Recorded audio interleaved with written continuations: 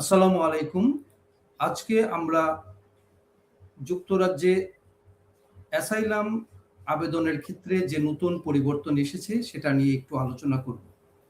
আপনারা সবাই জানেন এখানে অ্যাসাইলাম অর্থাৎ যারা রাজনৈতিক আশ্রয় প্রার্থী তাদের আবেদনের ক্ষেত্রে সম্প্রতি হোম সেক্রেটারি অর্থাৎ স্বরাষ্ট্রমন্ত্রী কিছু পরিবর্তন এনেছেন হাউস অফ কমন্সে।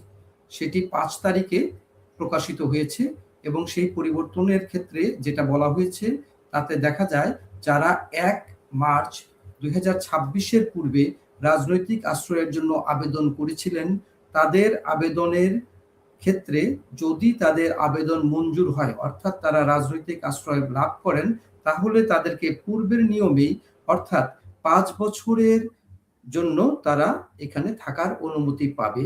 সেখানে বলা হয়েছে permission to stay on a protection route. সেখানে বলা হচ্ছে permission to on a protection route will be valid for a minimum period of 5 years. ১১ number পার্টে এই সম্পর্কে বিস্তারিত বলা হয়েছে স্টেটমেন্ট অফ চেঞ্জের। সেখানে নতুন যে চেঞ্জটি এসেছে সেটা ১১.৩ বলা হচ্ছে ৩৩৯ কিউ এ প্যারাগ্রাফে সেখানে সংযোজন করা হয়েছে যে যারা ২ মার্চ এর দিন অথবা ২ মার্চ ও তৎপরবর্তী দিন থেকে অ্যাসাইলাম অ্যাপ্লিকেশন করবে তাদের পারমিশন টু স্টে অথবা যাদের থাকার অনুমতি লাভ করবে যদি তারা লাভ করে রিফিউজি স্ট্যাটাস হিসেবে তাহলে সেটা হবে ৩০ মাস এবং ৩০ মাস পরে তাদেরকে আবার নতুন করে তাদেরকে এভালুয়েট করা হবে এবং তাদেরকে সেটা বৃদ্ধি করা হবে অথবা কমানি চিন্তা করবে সেটা হোম সেক্রেটারির আদেশের উপর নির্ভর করবে।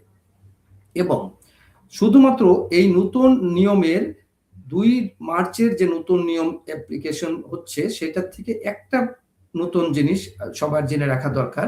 সেখানে শুধুমাত্র বলা হয়েছে অ্যাডাল্টদের ক্ষেত্রে অর্থাৎ ১৮ বছর এবং তার ঊর্ধ্বে যারা বয়স তাদের জন্য এই ৩০ মাসের নিয়মটা কার্যকর হবে অর্থাৎ ২.৫ বছরের নিয়মটি।